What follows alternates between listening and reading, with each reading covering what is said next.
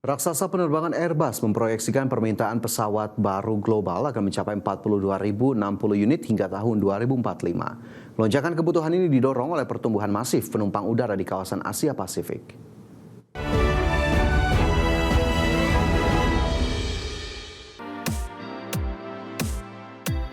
Raksasa aviasi Eropa Airbus memproyeksikan kebutuhan armada dunia akan mencapai 42.060 unit pesawat penumpang dan kargo baru antara tahun 2026 sampai 2045. Prospek jangka panjang tersebut diterbitkan dalam laporan perakiraan pasar global atau GMF milik perusahaan. Lalu lintas penumpang dunia diperkirakan tumbuh dengan rata-rata tahunan sebesar 3,9% selama 2 dekade mendatang. Pertumbuhan ini didukung oleh ekspansi ekonomi global sebesar 2,6% serta lonjakan demografi masyarakat kelas menengah. Lalu lintas udara global diperkirakan bakal meningkat lebih dari 2 kali lipat pada tahun 2045 mendatang. Airbus memprediksi jumlah pergerakan pelancong akan menembus angka sekitar 10 miliar penumpang per tahun. Perakiraan tersebut juga menunjukkan adanya pergeseran berkelanjutan dalam permintaan penerbangan dunia menuju kawasan Asia Pasifik. Tren pertumbuhan ekonomi yang kuat ini didorong oleh sejumlah negara berkembang termasuk India, Vietnam, Indonesia, dan Malaysia. Sebanyak 22.240 unit pesawat baru dari total pengiriman akan digunakan untuk mendukung pertumbuhan lalu lintas penerbangan dunia. Sementara itu sisa sebanyak 19.820 unit armada disiapkan khusus untuk menggantikan pesawat tua yang rendah efisiensi. Pihak Airbus memperkirakan bahwa 81% pengiriman akan terdiri dari pesawat lorong tunggal dan 19% sisanya merupakan varian berbadan lebar. Pembaruan armada ini ditargetkan mampu mendongkrak pangsa pesawat generasi terbaru dari 39% pada tahun 2026 menjadi hampir 100% pada tahun 2045. Berbagai sumber IDX Channel.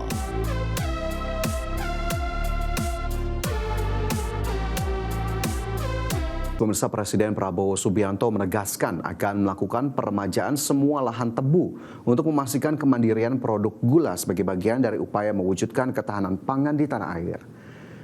Prabowo mengatakan pemerintah terus berupaya mencapai kondisi kemandirian terhadap beragam sektor termasuk di sektor energi, air, dan pangan.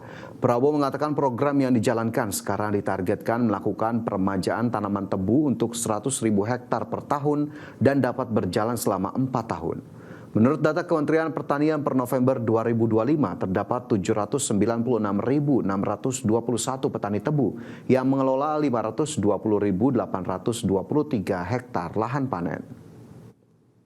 Tadi Menteri Pertanian menyampaikan kepada saya bahwa sudah 12 tahun tidak ada peremajaan tebu. 12 tahun. 12 tahun. Kita sekarang akan meremajakan semua tebu yang kita miliki.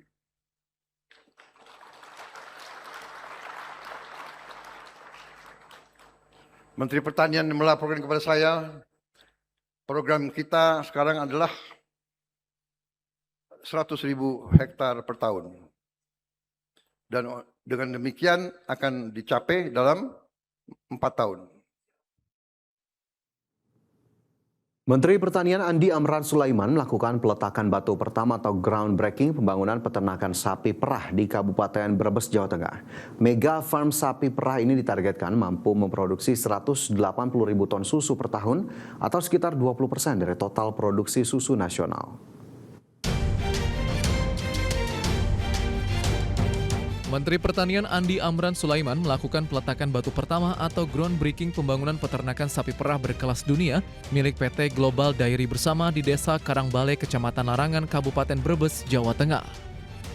Mentan Amran menyebut pembangunan peternakan sapi perah ini merupakan bagian dari upaya mewujudkan swasembada susu. Mega Farm Sapi Perah ini nantinya ditargetkan mampu memproduksi sekitar 180.000 ton susu per tahun. Angka itu setara dengan sekitar 20% dari total produksi susu nasional saat ini. Kalau kita butuh katakanlah 1 juta ekor, kalau 10 ekor satu petani, itu kan 100.000 saja petani Indonesia. 100.000, tapi ini dibina. Sekarang sudah ada 50.000 ya, 50.000 peternak. kita bina. Kalau kita mau pasti bisa. Beras. Amran mengungkap kebutuhan susu nasional hingga kini masih didominasi impor yang mencapai sekitar 3,6 sampai 3,8 juta ton per tahun atau sekitar 80% dari total kebutuhan. Untuk itu, Kementerian Pertanian mengajak pelaku usaha dalam negeri maupun investor asing untuk berinvestasi di sektor peternakan sapi perah. Pemerintah menilai pasar susu di Indonesia masih sangat besar dan membutuhkan sekitar 20 proyek serupa untuk mencapai swasembada susu. Dari Brebes, Jawa Tengah, Dias Triawan, IDX Channel. Pemerintah menyetujui tambahan anggaran sebesar 209 miliar rupiah untuk menjaga operasional layanan kapal perintis yang dijalankan PT Pelayaran Nasional Indonesia Persero atau PELNI dan PT ASDP Indonesia Ferry Persero. Menteri Sekretaris Negara Prasetyo Hadi mengatakan pemerintah menyetujui tambahan anggaran sebesar 139 miliar rupiah untuk PT PELNI dan 70 miliar untuk PT ASDP Indonesia Ferry. Mensesnek menambahkan Menteri Keuangan Purbaya Yudi Sadewa juga langsung menyetujui kebutuhan anggaran yang diajukan kedua BUMN transportasi tersebut. Selain PELNI dan ASDP, pemerintah juga menyetujui dukungan pendanaan bagi Perum Damri. Namun menurut Prasetyo, kebutuhan Damri bukan berupa tambahan anggaran, melainkan skema pendanaan alternatif. Pemerintah juga menyetujui tambahan anggaran belanja untuk Kementerian Perhubungan hingga 2,4 triliun pada semester 2 2026. Yang tadi disampaikan adalah kebutuhan sekitar 139 miliar untuk di ASDP dan kurang lebih 70 sekian untuk yang di PELNI. Jadi 70 miliar sehingga tadi langsung kami bersama-sama kami berikan persetujuan untuk dua hal yang tersebut ya. Tetapi ada juga permohonan untuk ABT dari Kementerian Perhubungan yang tadi kita sepakati untuk segera hari ini antara Menteri Perhubungan dan Dirjen Anggaran, tim teknisnya untuk. Selanjutnya, pemirsa, Menteri Koordinator Bidang Infrastruktur dan Pembangunan Kewilayahan Agus Harimurti Yudhoyono menekankan pentingnya konektivitas wilayah untuk menunjang pergerakan ekonomi di berbagai daerah. Dalam memimpin rapat koordinasi tingkat menteri terkait penguatan tata kelola ekosistem kebandar udaraan di Jakarta, Menko AHY menegaskan bahwa pemerintah tengah memperkuat dan mempercepat tata kelola seluruh ekosistem pariwisata dan ekonomi kreatif, mulai dari pelayanan bandara, konektivitas antar moda hingga dukungan infrastruktur yang memadai. Hal ini menjadi prioritas utama demi mendukung peningkatan potensi ekonomi di sektor pariwisata dan ekonomi kreatif yang sangat erat berkaitan dengan layanan infrastruktur. AHY menambahkan peningkatan kualitas infrastruktur dan konektivitas wilayah akan berdampak langsung terhadap ekonomi nasional melalui peningkatan investasi, kunjungan wisatawan, serta aktivitas bisnis. Kami, jajaran Kementerian Koordinator Bidang Infrastruktur dan Pembangunan Kewilayahan, yang juga menaungi sejumlah kementerian teknis, terutama terkait dengan konektivitas antar wilayah, tentunya juga sangat erat kaitannya dengan upaya kita untuk meningkatkan pertumbuhan ekonomi di berbagai wilayah dengan keterhubungan satu sama lain, termasuk meningkatkan sektor pariwisata dan pengembangan ekonomi kreatif. Kebakaran lahan terus meluas di sejumlah wilayah di Spanyol sepanjang pekan lalu. Informasinya akan kami hadirkan usai jeda berikut ini.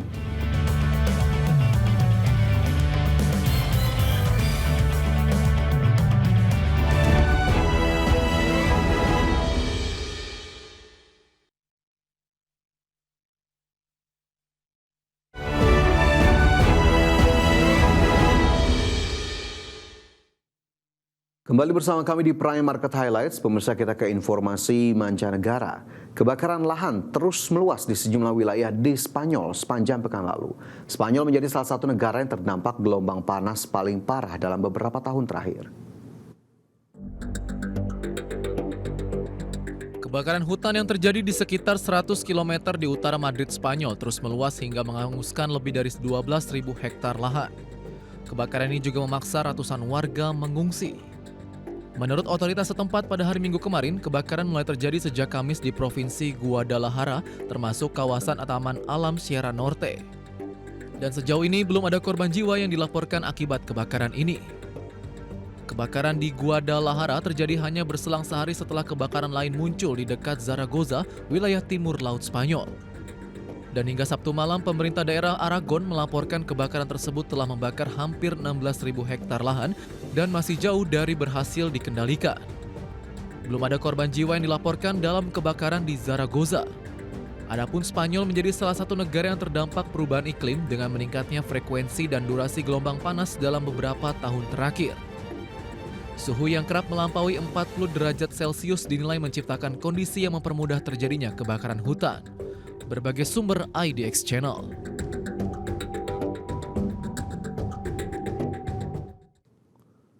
Gempa bumi dengan magnitudo 5,5 melanda kawasan tengah Peru pada Sabtu malam lalu.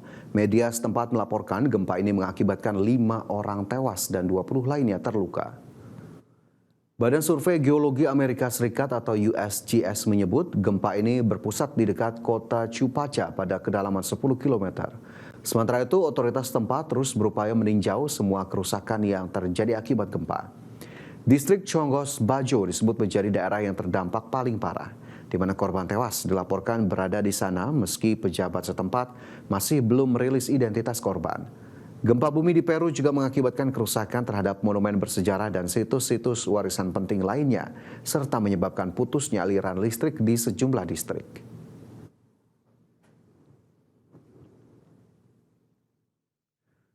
Selanjutnya, pemirsa, Amerika Serikat melancarkan serangan balasan terhadap Iran usai tewasnya 2 personil militer Amerika Serikat di Yordania. Sementara itu, Iran menyatakan tidak akan lagi mematuhi ketentuan dalam perjanjian gencatan sementara.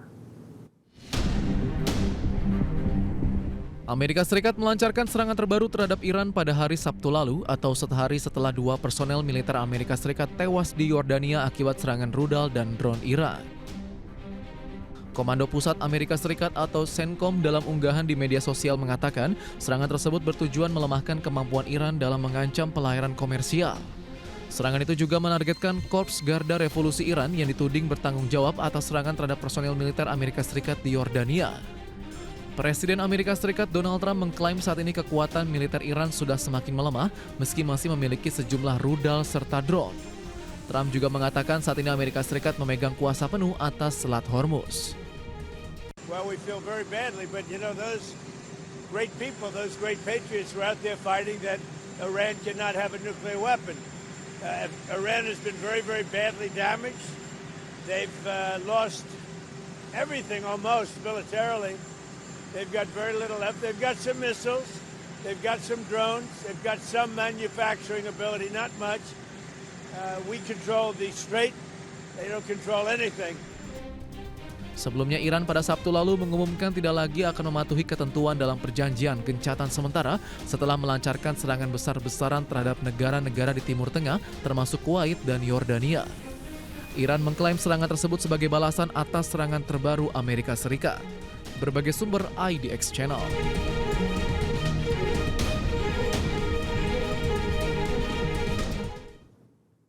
Iran melancarkan serangan rudal dan drone ke pangkalan militer Amerika Serikat di Yordania sebagai balasan atas serangan Washington terhadap infrastruktur Iran. Serangan ini menewaskan 2 pasukan Amerika Serikat. Korps Garda Revolusi Islam Iran atau IRGC merilis rekaman yang memperlihatkan peluncuran sejumlah rudal dan drone ke arah yang diklaim sebagai pangkalan militer Amerika Serikat di Azraq, Yordania. IRGC menyatakan serangan itu merupakan balasan atas serangan militer Amerika terhadap infrastruktur sipil Iran. Menurut mereka, operasi yang dilakukan saat fajar tersebut menjadi gelombang ke-20 dalam operasi Nasr II. Sasaran serangan diklaim meliputi area parkir pesawat berukuran besar di pangkalan militer Azraq. Serangan ini menewaskan 2 pasukan Amerika Serikat yang berada di lokasi.